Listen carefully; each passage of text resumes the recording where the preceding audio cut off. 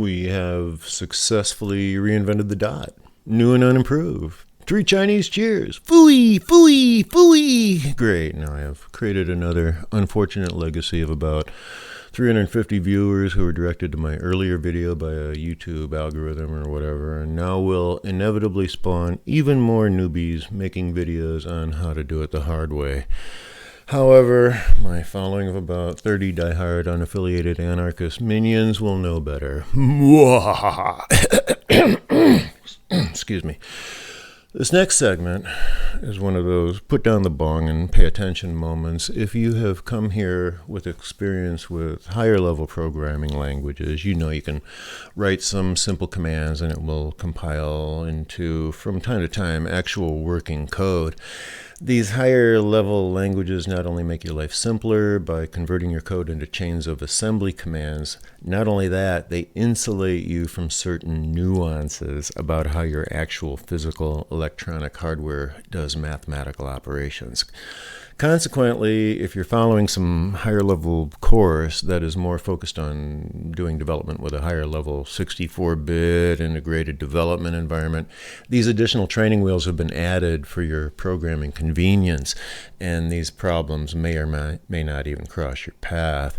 However, if you are dealing in a strictly assembly environment, as we are, you got to know these little digital quirks or they can come back to bite you time and time again. So pause the video and go make a triple espresso or whatever your favorite stimulant may be, because while I hate neurons, they get on my nerves. We will need to be firing on a few extra cylinders to get this crate up the hill today. One thing, let's see, I'm going to be hitting the books, 286 reference manual. I noted there was a problem in the download. I pointed you to this BitSaver's address, which was this, and when I looked in my folder, it wasn't there this morning because Windows, here, hang on, let me open Windows tossed it right in the trash, good for them, because, as you see, not secure. Fortunately for us, there is another archive that took a snapshot of everything on the internet from way back in the early days, and you can find the exact same BitSaver's data stored there, free of any malicious intent. And so you can, let's see, upload, or there's a download. Here it is, download here. I think, wait. No. All right, do it here. Get it from here, and you right click and put it into your folder, and that should be a little safer. Keep in mind, of course, that when you make a small donation to people like this, then it prevents people like this, right? Yeah. Let us continue on our glorious quest to pillage page-and-a-half-long code examples we find on the internet and chopping them down in the name of flat assembly into examples that do the exact same thing using only a few lines of code, shall we? Oh yeah, by the way, let's see.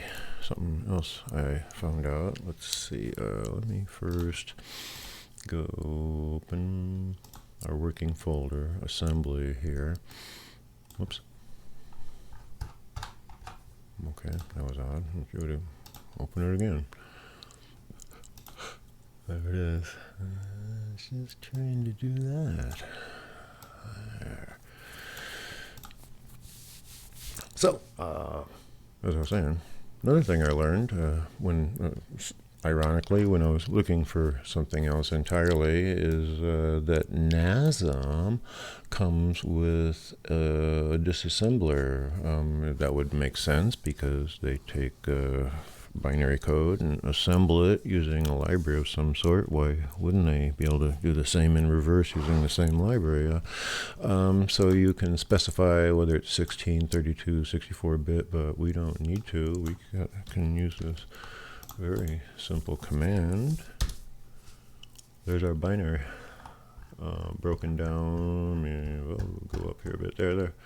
there's our code, so I could have saved a lot of time in the early video when I did a disassembly, right? And then, just run the NASM built in and then copy it out of there into your page and good to go. Well, it doesn't quite that. It's not that simple, of course, but, and we did learn a few other things along the way, about command data, etc. So that was more multi-level. But yeah, that was a cool thing to discover. If you want a quick peek at your binary, NASM, disassemble, ASM, BTAB. There you go. Oh, nice. New thing to learn. Okay, we have a simplified way of making a pixel now without having to calculate screen coordinates, although it's nice that we now know how to do that. We know what's going on under the hood. You'll want to save that, I guess. Save as in lessons. I called it pixel simplified, like that, okay? For future reference. That will be handy. Okay, so next I want to quickly, if I can, convert all of this to variables here. So here we're going to use the higher here, the lower here, and in the higher goes the CH bit, OCH.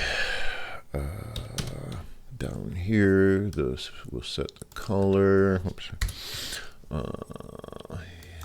To, let's just say 15. Color 15. Okay, there. Variables here and here. So I'll just say here. This will be our This will be our position X, like that. Yeah, and of course that has to be in the brackets, like that. And the other one will be, what will that be, folks? Okay, and then let me just down here make a end of program. And under that, we'll go ahead and say our var, that one, position. Whoops, I didn't need the whole bracket part. I'm just going to declare my variable dw0. There's variable number 1 and 2. There. So let's just save and have a look. And we have a pixel at 0, 0 up in the top right hand corner. So it has accepted our variables. Wonderful. Let's get this moving. I mean, literally get this moving. I'll create a draw loop here. And then down here, we will just do a quick down and dirty jump to there. Jump to our draw loop. Okay, so now it's looping, but it's just sitting there. So let's see if we can update our position X here. Let's give that a try.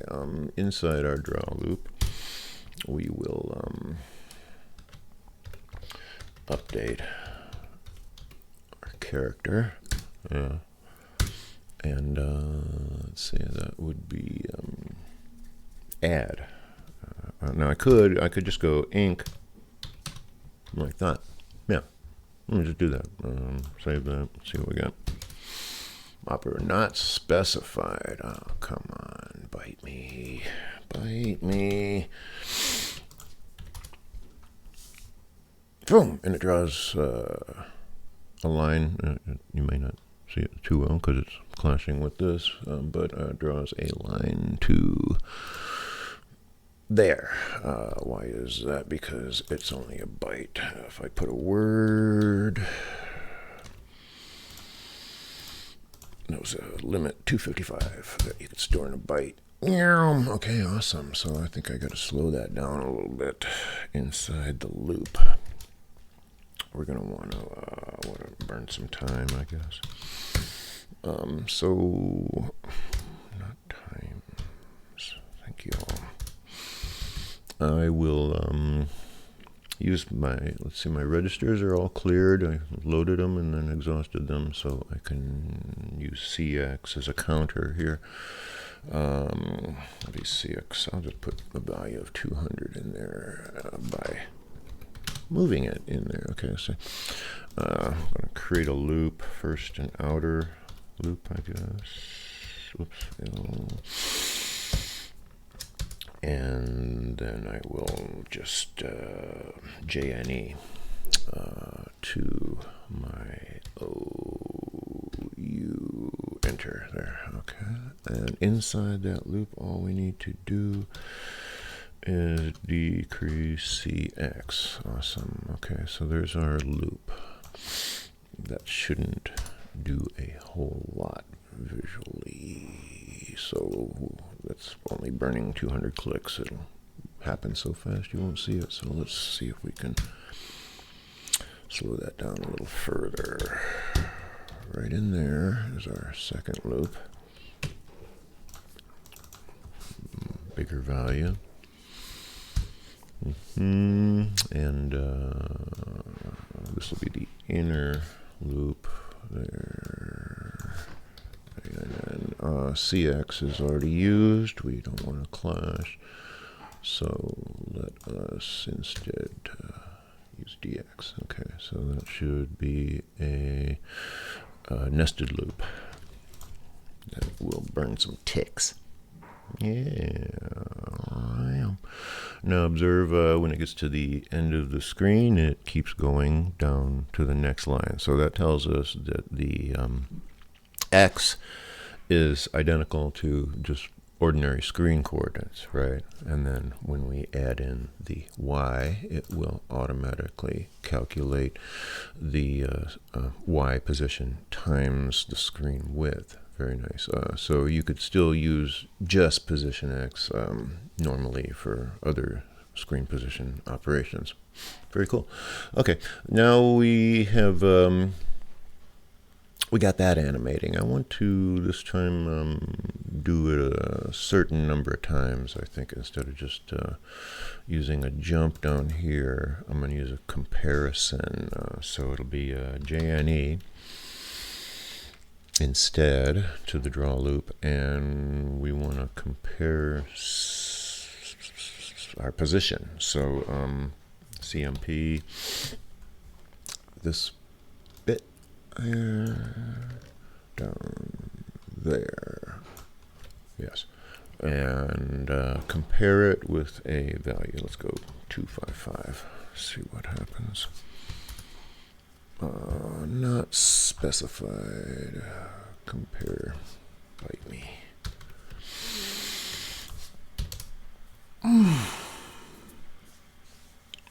Oh, it goes to 255 and comes to a halt. Okay. Now, so now what happens if I put this, say, 257? Here, let me go 280. Here. Yeah. Well, that was short-lived. Come to a screeching halt right out of the starting gate, right? What is up with that? Well, you have to look at what it is we're asking the computer, right? Let's say here we have a couple values in binary, right? A binary value. One is a big DW, a word. You know, it can hold. Let's do this calculator. It can hold. Let me go to programmer mode. There, it can hold 1111111. It can hold. I'm sorry. I got to be in binary mode. Binary, clear. 1111111. It can hold sorry, if this was a byte, boom, it could hold this much. Well, 256, counting 0, right? If it was, but it is a word, it can hold 1, 2, 3, 4, 5, 6, 7, 8, this much. Okay, but so no problem with that. The thing is, we're comparing it to a byte. So what's happening is we are asking the computer, is this value the same as this value? But in a byte. And so this one looks at that and says, yep, these two numbers are identical. You see? Okay, but that is just to show you a little point here that, so yeah, what happened, we did a comparison. We did not get the expected value.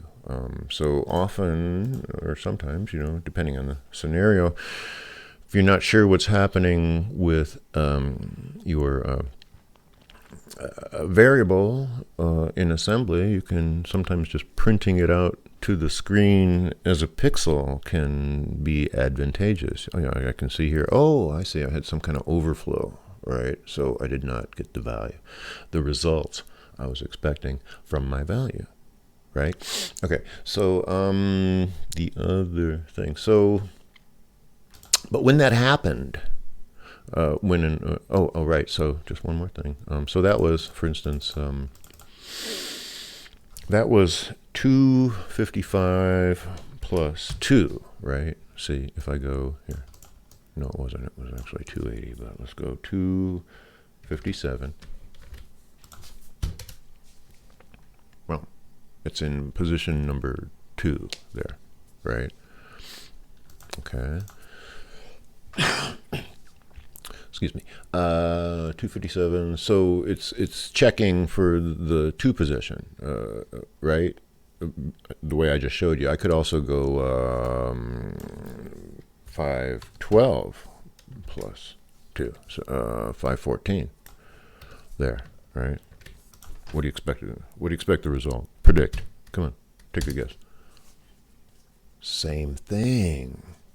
You see, so it's just going to disregard the 255 each time and find a match, right? Okay, you got that principle under your belt. Now, let me set this up a little differently. Now, for the next one here, let's see, we're just going to go back to a normal jump here again. Jump to the draw loop. Okay.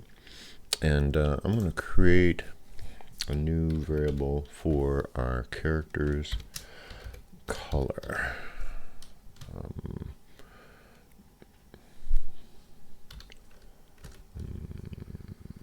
That should be db15 there. Okay, and then character color here, let's go ahead and set it there. Like that. Great. Okay. So just verify that should still be working fine. Yeah, it's still white character, but now we're loading it using a variable. What I would like to do now, I'm going to do a little comparison right after I add the byte. Where is it? Add the word. I see. I add the word. Oh, right. Let me illustrate another thing here. Let me just run this. La la la la la la la la la. It just keeps going. Right? It's a word value here. It can hold up to 65,000 as we saw, but I could go bite me here instead, and now it will only increase up to 255, and that's it. Okay, but that's not it. That's not it. Okay, I want you to let me run this one more time. Watch this blank space right here. Boom. See, I started at 1 because we're skipping, we're incrementing before we print, right? So it printed position 1, and then it looped around to 0, right? Okay, which is cool for, we're working in graphics. However, if we're working in mathematics, that is a discrepancy. Let me explain. So we're looking for an actual value, say, right? We know, let's say we want to do some addition. Let me see here. Well, I can do that part manually. Let me just continue with my illustration here. Under here, we have incremented a byte, and now I want to do a check if a carry has occurred. Okay, so what I'm going to do here, jump if carry, right?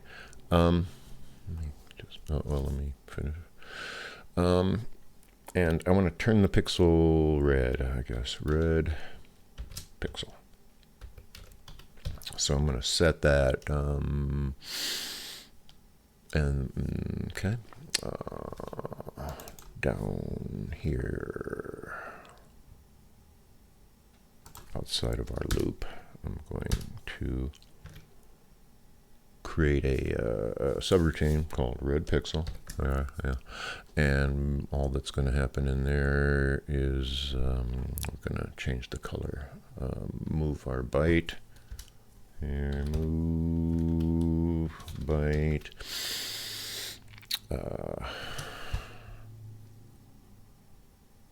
Chart. Oops, what did I do? This should be declared down here with the other variables, I guess. Yeah, char color. It still worked.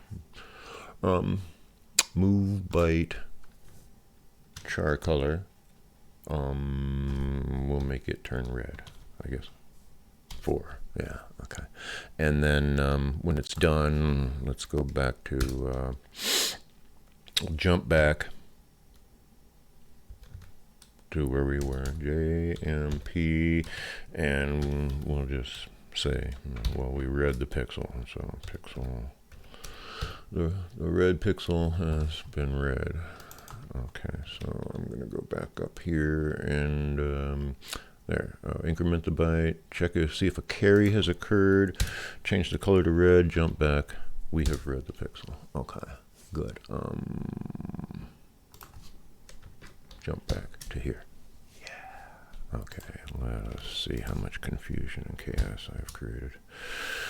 On 40, line 40, move byte char color. Okay, who caught that before I did? Who caught it? It's an address.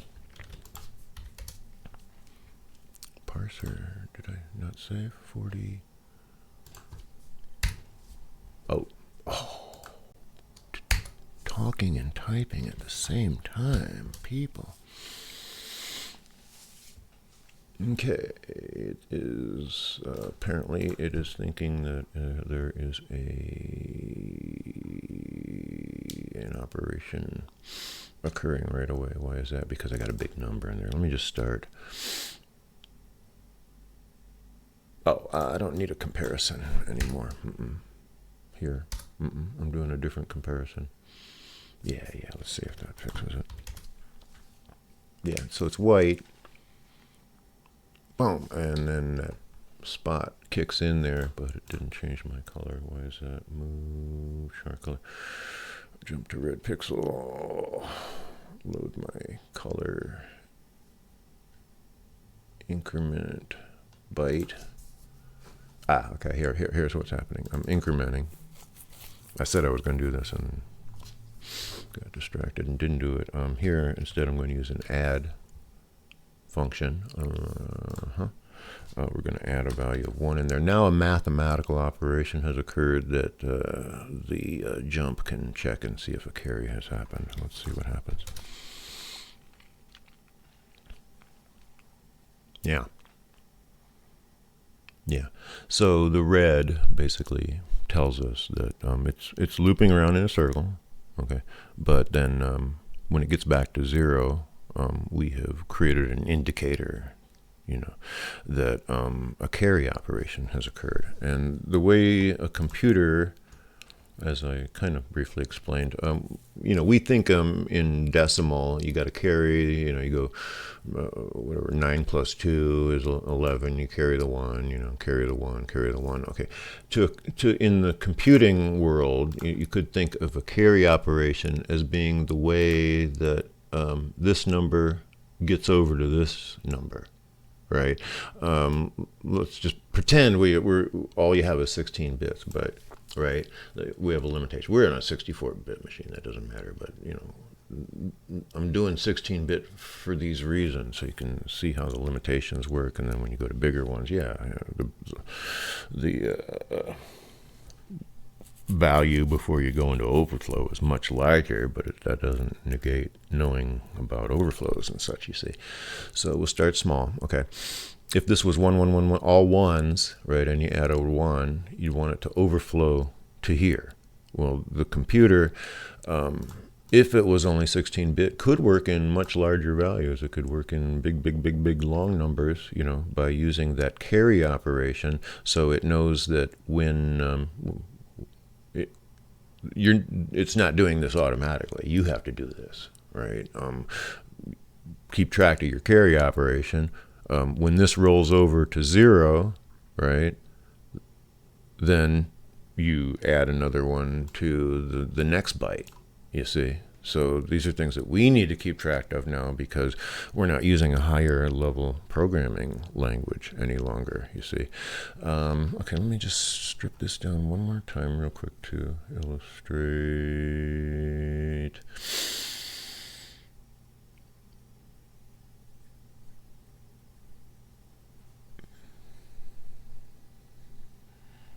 Right, okay, so I'm not going to do any of this. Changing the color. I'm not going to use any timer here. I don't need to. Okay. Let's say you don't even really need character color. It's okay. Let's say I'm coming into the world with an initial value of 255. Okay. Turn this off for the moment. Yeah, and save and see what we got. 255. Boom, there's our pixel at 255. Okay, so now I go 256 here. Save.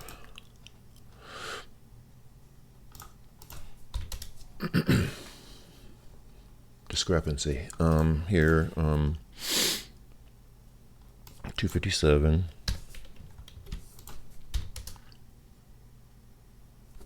Okay, it's not going higher than 2 because, hang on. Here's my thing. Let me just limit this to a byte. There. Go back to 256. I didn't see what I was looking for because there. Okay, so we're working with just a byte, right? We got only this much, right? So when this overflows, it goes back to the beginning, right? Unfortunately, if we're thinking in math, let's say, I want to make a calculator program, right? So what I have just done is take 255, here we go, 255. If I take 255 and add 1, like that, it overflows. Yes? Okay. But let's do the math. This is telling me that if I take 255 and add 1, I get 0. That's incorrect. If I needed this value to tell me what the carry, if it carries into the next, right, then I need to add that in to get the correct value. I hope this makes sense. That I went used a graphic option instead of just printing things, values to the screen. It made more sense to me to do it that way. So there's another operation called add carry that will check if that operation has created a carry, and will only add the extra 1 if the answer is yes. Yes? Add with carry. Okay. No. I do hope this makes sense, right? So this tells me in mathematical terms that if I take 255 and add to it, that I would get 1 more, right? So now I could, for the final calculation, I could say 255 plus 1 is my answer, and then print it out in as a decimal value, you see. So this is just a tiny little nuance that if you don't know it, then you're going to be on the forums at the mercy of these cruel people that just love finding roundabout ways to not give you the answer you're looking for, right? So there you go. That is add C, add with carry. And in the manual, this is like number 3 thing that they tell you about, but what we have done, I showed you how to add, I showed you how to multiply, I showed you everything but one of the most vital things, because you had to kind of be up to a level to understand exactly why this is important. But hopefully now you do. Add with carry.